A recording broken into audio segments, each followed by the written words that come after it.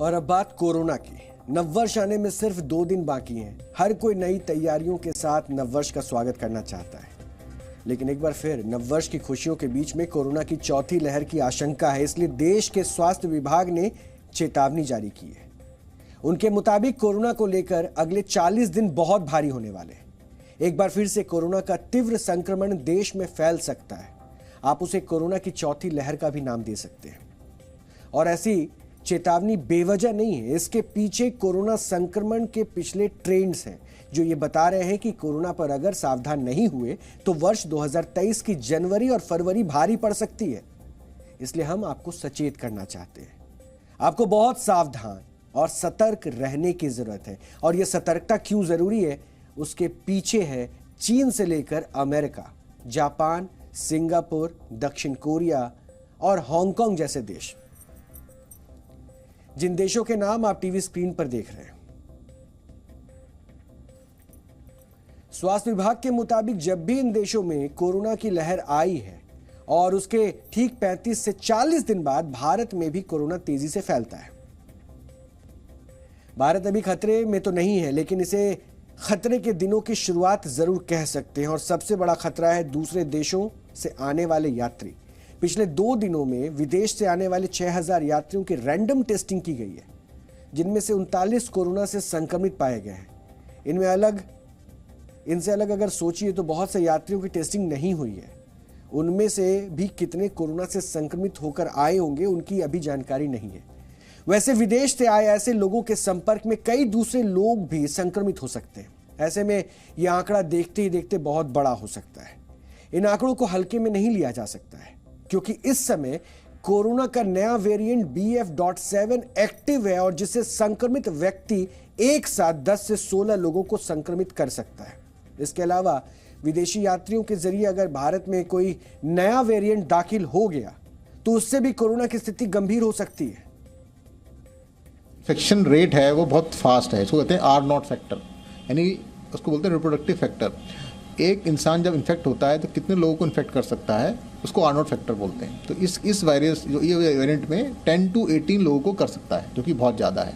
जो पुराना Omicron variant था वो सिर्फ 5 से 6 लोगों को कर सकता था। तो तीसरी बात जो इस वायरस में इम्पॉर्टेंट है कि ये जिसको ऑलरेडी कोविड हो चुका है उसको भी ये री इन्फेक्ट कर सकता है, और जिसने वैक्सीनेशन ली है उसमें भी इन्फेक्शन हो सकता है। यानी री इन्फेक्ट कर सकता है और वैक्सीनेटेड लोगों को भी इन्फेक्ट कर सकता है। तो ये 3 चीज़ों की वजह से इसका खतरा बना हुआ है। बीमारी में ये डॉक्टर्स हमारे सबसे बड़े मार्गदर्शक होते हैं। इनकी बात पर गंभीरता से विचार करना चाहिए और ये जरूरी है। और हम आपको डरा बिल्कुल भी नहीं रहे, बल्कि सजग करना चाहते हैं, सावधान करना चाहते हैं, ताकि कोरोना की पिछली लहरों में जैसी त्रासदी जिसे हम सभी ने झेला है, वैसा मंजर किसी को भी दोबारा ना देखना पड़े। क्योंकि धीरे धीरे से ही कोरोना के संक्रमण की रफ्तार एक बार फिर बढ़ी है। और इसके लिए आप पिछले 3 दिनों के आंकड़े भी देखकर इसे आप समझ सकते हैं। हो सकता है कि ये आंकड़े अभी आपको मामूली लगे, लेकिन ये सच्चाई है कि आंकड़े बढ़े हैं। भारत में 29 दिसंबर को, यानी कि आज, कोरोना वायरस के 268 केस मिले।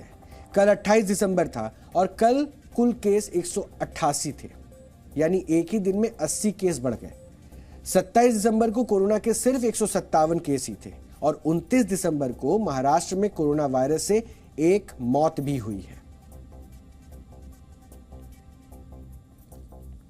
वैसे वर्ष 2020 में जब भारत में कोरोना ने दस्तक दी थी तो शुरुआत में संक्रमण की संख्या बहुत छोटी थी, लेकिन उसके बाद कुछ ही समय में देखते ही देखते कोरोना संक्रमण के लाखों केस दर्ज होते हैं और कोरोना ने पूरे देश को रुलाया।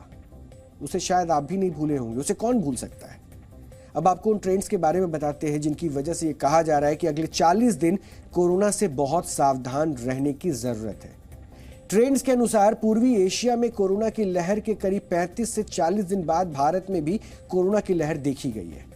आपको याद होगा, कोरोना की पहली लहर में पहला केस 30 जनवरी 2020 को केरल में मिला था और मार्च से कोरोना में तेजी शुरू हुई थी। उसका पीक सितंबर में आया था और इसी तरह दूसरी लहर में मार्च 2021 में कोरोना केस बढ़ने शुरू हुए थे, जो अप्रैल और मई में चरम पर पहुंच गए थे।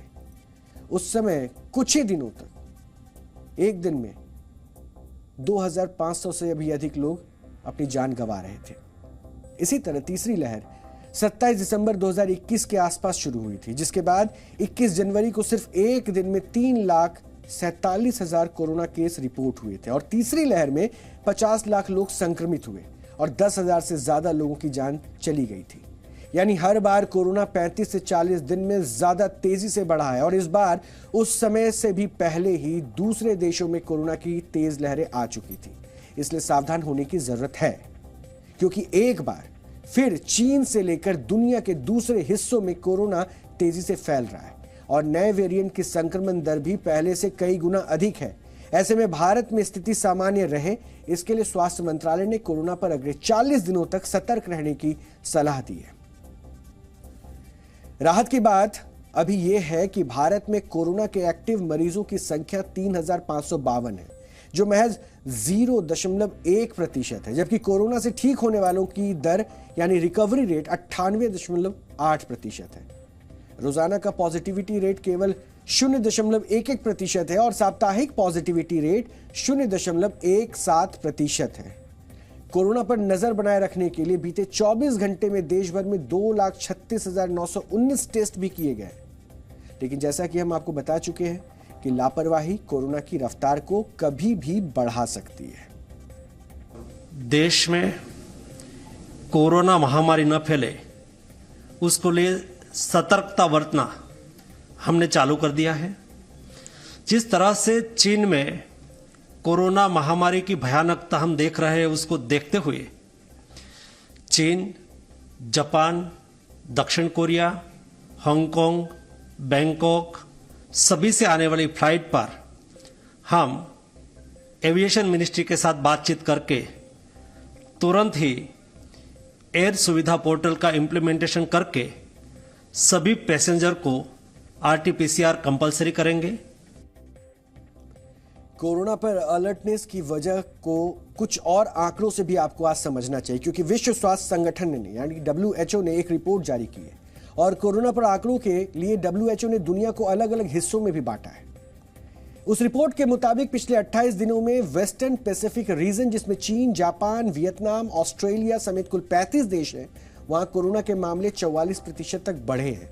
लेकिन लैटिन अमेरिका रीजन में शामिल 56 देशों में कोरोना केस 80% तक बढ़े हैं और यूरोपीय देशों में कोरोना केस में 8% तक की बढ़त देखी गई है, जबकि अभी दक्षिण पूर्व एशिया में कोरोना केस में वृद्धि ना के बराबर है और भारत दक्षिण पूर्व एशिया में ही है और यहां फिलहाल हालात ठीक है। जैसे कि भारत में अधिकतर लोगों को वैक्सीन लग चुकी है, साथ ही भारत में 3 बड़ी लहरें आ चुकी हैं और उसके बाद लोगों को नेचुरल इम्यूनिटी हो चुकी है। तो अभी जो फिलहाल स्थिति है वो हाइब्रिड इम्यूनिटी की स्थिति है। तो जरूरी नहीं है कि पिछले 3 बार क्या हुआ था उसी तरह से इस वेव का पैटर्न फॉलो किया जाए। तो भले ही 30 से 40 दिन की बात हो रही है, लेकिन मुझे लगता नहीं है कि भारत में वेव आएगी तो 30 से 40 दिन की बात का कोई इतना अधिक महत्व नहीं है। लेकिन ये हालात पूरी तरह से ठीक रहे, इसलिए भारत सरकार अगले हफ्ते ये एयर सुविधा पोर्टल को दोबारा एक्टिव करने जा रही है और इस पोर्टल पर विदेश से आने वाले यात्रियों को अपनी जानकारी दर्ज करानी होगी। भारत से बाहर जहां कोरोना केस पीक पर है, वहां से आने वाले यात्रियों को यात्रा के 72 घंटे के भीतर की RT-PCR रिपोर्ट दिखानी होगी। इसमें चीन, जापान, हांगकांग, दक्षिण कोरिया, थाईलैंड, सिंगापुर शामिल है और इन सभी जगहों पर ओमिक्रॉन के BF.7 के मामले सबसे ज्यादा तेजी से बढ़े हैं। इनके अलावा विदेश से आने वाले सभी यात्रियों की थर्मल स्क्रीनिंग होगी और अगर इस दौरान किसी में लक्षण पाए गए तो इसकी अलग से जांच होगी। सभी यात्रियों की जांच नहीं होगी, बल्कि सभी अंतर्राष्ट्रीय उड़ानों में केवल 2% यात्रियों की रैंडमली चुनकर उनका परीक्षण किया जाएगा, लेकिन जांच रिपोर्ट के लिए किसी को रोका नहीं जाएगा और रिपोर्ट में अगर कोई संक्रमित मिलता है तो फिर उसे सूचित किया जाएगा। एयरपोर्ट को लेकर हम लोगों ने ऑलरेडी नीति क्रियान्वयन कर ली है। 2% हर अंतर्राष्ट्रीय यात्री के टेस्ट होते हैं। करीब 90,000 हमारे अंतर्राष्ट्रीय यात्री हर दिवस भारत में आते हैं, तो उसका 2% की टेस्टिंग रोज हर अंतर्राष्ट्रीय हवाई अड्डे पर करीब 28 अंतर्राष्ट्रीय हवाई अड्डों पर हो रही है। भारत में ओमिक्रॉन के BF.7 वेरिएंट का कितना असर है, इस पर स्टडी शुरू हो चुकी है और कोरोना पर पूरी तरह से तैयार रहने के लिए देश के 750 से भी 750 जिलों में स्वास्थ्य संबंधी डेटा भी जुटाए गए ताकि ये पता चल सके कि देश कोरोना की अगली लहर के लिए कितना तैयार है। भारत में इस वक्त 3,35,000 से ज्यादा आइसोलेशन बेड्स हैं, जिनमें से 2,80,000 बेड्स पूरी तरह से तैयार हैं और इसी तरह ऑक्सीजन सपोर्ट वाली करीब 2,80,000 बेड्स में से 2,45,000 बेड्स पूरी तरह से फंक्शनल हैं। 70,000 से ज्यादा वेंटिलेटर तैयार हैं तो करीब 12,000 ऑक्सीजन प्लांट भी पूरी तरह से तैयार हैं। यानी कोरोना पर भारत की तैयारी बेहतर है। लेकिन क्या आप तैयार हैं? हमारे इस प्रश्न के पीछे कुछ तस्वीरें हैं, उन तस्वीरों को देखिए।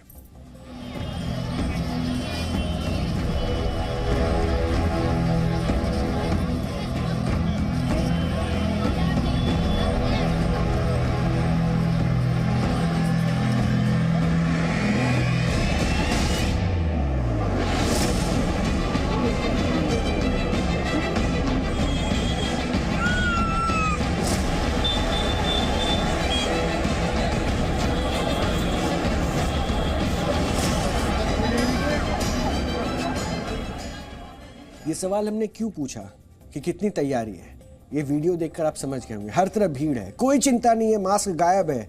हम मानते हैं कि नए वर्ष का आगमन शानदार होना चाहिए, लेकिन उसमें इस तरह की लापरवाही कोरोना को भड़का सकती है, क्योंकि कोरोना जाति धर्म ऊंच नीच छोटा बड़ा कुछ नहीं देखता। इसलिए आप सभी ये हमारी अपील मानिए कि सार्वजनिक जगहों पर जाएं तो मास्क लगा कर जाएं, जितना हो सके 2 गज की दूरी का पालन करें, भीड़ से बचें, सैनिटाइजर का इस्तेमाल करें और पहले की तरह फिर से हाथ धोने की आदत पर अमल कर लें। अगर आप भूल गए तो, अगर वैक्सीन नहीं ली है तो जरूर से लगवा लें। इन्हीं सुरक्षा चक्र वाली सावधानियों की तरह ही उनका इस्तेमाल करके हमने और आपने मिलकर कोरोना को कमजोर किया था। सावधान रहिए, सतर्क रहिए, सजग रहिए, बस हम यही चाहते हैं। इसलिए हमने बार बार दुनिया में फैल रहे इस कोरोना के बारे में आपको अपडेट दिया और साथ ही साथ आपको आगाह किया कि भारत में किस तरह की चुनौती बन सकती है और उस चुनौती से अगर जीतना है तो आपको मिलकर, हम सबको मिलकर इसे हराना होगा।